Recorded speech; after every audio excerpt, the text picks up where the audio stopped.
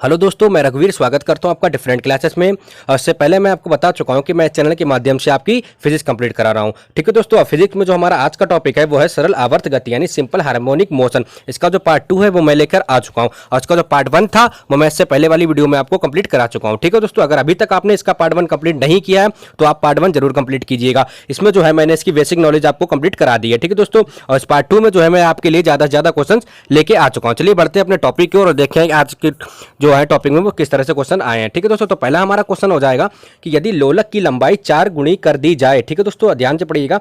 यदि लोलक की लंबाई कितनी 4 गुनी कर दी जाए तो लोलक के झूलने का समय कितना बढ़ जाएगा दोस्तों। ठीक है दोस्तों, यदि जैसे ही मैं आपको बता देता हूं कि दोस्तों ये जो है एक लोलक है। ठीक है दोस्तों, इसकी जब मैं क्या कर दूं, इसकी लंबाई बढ़ा दूंगा। ठीक है दोस्तों, यानी जो यहां से यहां तक अगर इतनी ज्यादा बढ़ा दी तो उसके जो झूलने की गति होगी, ठीक दोस्तों, पहले ये इतने झूल रहा था तो क्या होगा, ये जो है बढ़ जाएगा। कितना बढ़ जाएगा, इसका 2 गुना हो जाएगा। ठीक है दोस्तों, यानी इसका आंसर क्या हो जाएगा हमारा ऑप्शन नंबर बी। ठीक है दोस्तों, बढ़ते हैं अगले क्वेश्चन की ओर।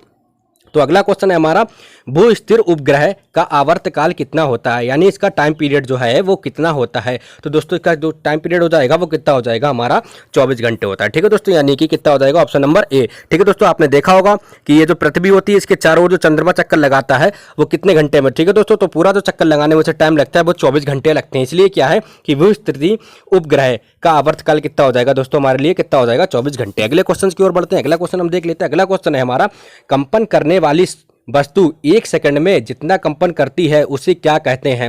यानी कोई वस्तु है, ठीक है दोस्तों, जब वो कंपन करती है तो 1 सेकंड में वो जितना कंपन करती है तो उसे क्या कहते हैं। तो दोस्तों उसे क्या कहेंगे, हम उसे कहते हैं आवृत्ति, यानी उसकी फ्रीक्वेंसी। ठीक है दोस्तों, क्या कहते हैं, आवृत्ति। अगला क्वेश्चन है हमारा, लोलक घड़ी को पहाड़ से मैदान पर ले जाने पर लोलक घड़ी पर क्या प्रभाव पड़ेगा। तो दोस्तों इस पर क्या प्रभाव पड़ जाएगा, जब हम किसी लोलक घड़ी को कहाँ पहाड़ से कहाँ लेके आएंगे, मैदान पर लेकर आएंगे, तो दोस्तों इसमें जो प्रभाव पड़ेगा वो क्या हो जाएगा, तेज हो जाएगी। ठीक है दोस्तों, ऐसा ही जब हम जमीन से पहाड़ पर लेकर जाते हैं तो क्या हो जाता है, वो धीमी पड़ जाती है। इसी तरह से जब हम क्या करेंगे, पहाड़ से मैदान पर लेकर आएंगे तो क्या उसकी स्पीड जो है बढ़ जाएगी, यानी तेज हो जाएगी। अगले क्वेश्चन की ओर बढ़ते हैं। अगला क्वेश्चन देख लेते हैं। अगला क्वेश्चन है हमारा, किसी सरल लोलक की लंबाई 4% बढ़ा दी गई। ठीक है दोस्तों, यानी 4% बढ़ा दी जाए तो उसका आवर्तकाल कितना हो जाएगा, यानी उसकी लंबाई कितनी 4%। ठीक है दोस्तों, अब बात किस में हो रही है, परसेंटेज में हो रही है।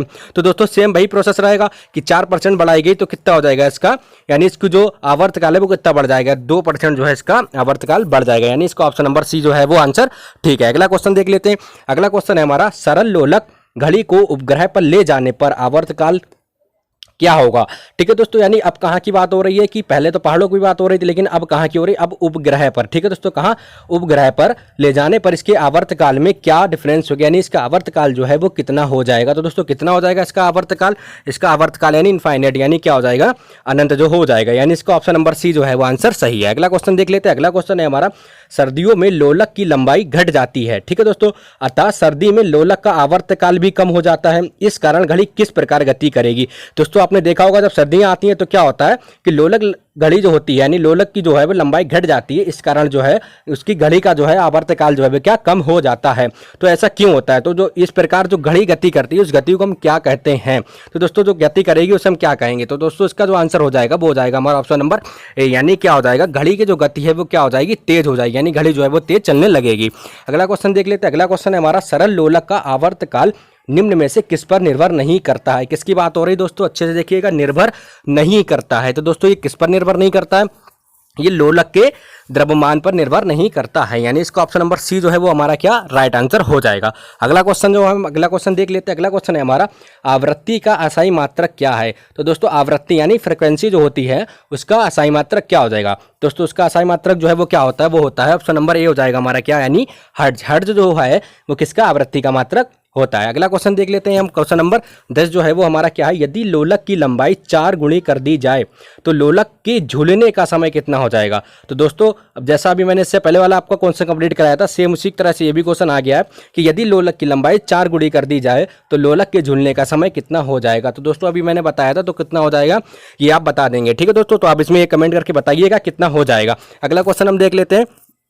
और अगले क्वेश्चन की ओर बढ़ने से पहले मैं आपको बता देना चाहता हूं कि अगर आपको हमारी वीडियो अच्छी लग रही है और हमारी इस वीडियो की आप पीडीएफ चाहते हैं तो आप हमारे टेलीग्राम ग्रुप को ज्वाइन कर सकते हैं, जिसकी लिंक आपको डिस्क्रिप्शन में दे रखी है। ठीक है दोस्तों, चलिए बढ़ते हैं अपने अगले क्वेश्चन की ओर।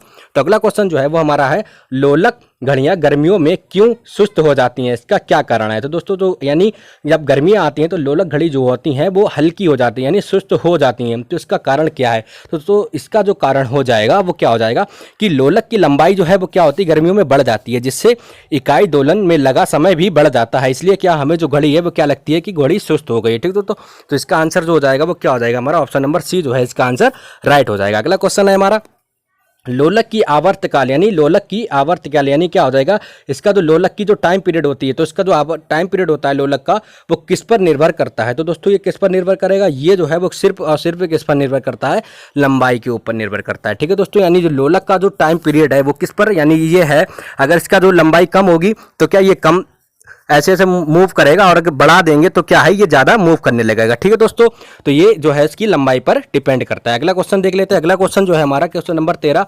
निम्नलिखित में से कौन सा समीकरण एक साधारण हार्मोनिक मोशन का प्रतिनिधित्व नहीं करता है। तो नहीं करता है ये बात आई है। ठीक है दोस्तों, तो कौन सा जो है वो नहीं करता है, तो इसका जो आंसर हो जाएगा हमारा वो क्या हो जाएगा, वो हो जाएगा हमारा YA10। ठीक है दोस्तों, क्या हो जाएगा YA10 जो है इसका राइट आंसर हो जाएगा। और जब भी आप देखेंगे इसमें साइन और कॉस अगर लगा होगा तो वो क्या होगा, क्या प्रतिनिधित्व होता है यानी इससे प्रतिनिधित्व करता है। तो इसका अभी जो आंसर हो जाएगा वो क्या हो जाएगा YA10 जो है इसका राइट आंसर हो जाएगा। अगला क्वेश्चन हम देख लेते हैं। अगला क्वेश्चन है हमारा सरल आवर्त गति कर रहे किसी कण का माध्य पर त्वरण कितना होगा। ठीक है दोस्तों, यानी इसका जो त्वरण है वो कितना होगा। तो दोस्तों कितना इसका त्वरण हो जाएगा, तो इसका जो आंसर हो जाएगा वो हो जाएगा 0। ठीक है दोस्तों, तो इसका जो त्वरण है वो 0 होता है। दोस्तों क्वेश्चन ये है कि एक पिंड वृत्तीय पथ पर एक समान चाल से गति कर रहा है तो इसकी गति क्या होगी। तो इसकी गति जो है वो आवर्त किंतु सरल आवर्त नहीं होगी। ठीक है दोस्तों, क्या होगी, आवर्त तो होगी लेकिन सरल आवर्त नहीं होगी। तो यानी अगर हम ये भी बोल सकते हैं कि इसकी गति जो है आवर्त होगी। अगर इसमें ये ऑप्शन ना होता, सरल आवर्त नहीं का अगर ना होता, तो हम कौन सा लगाते हैं, ऑप्शन नंबर सी जो है वो क्या इसका राइट होता है। लेकिन अभी कौन सा है, इसका ऑप्शन नंबर बी जो है वो राइट है, क्योंकि इसमें बोला गया है कि सरल आवर्त नहीं है।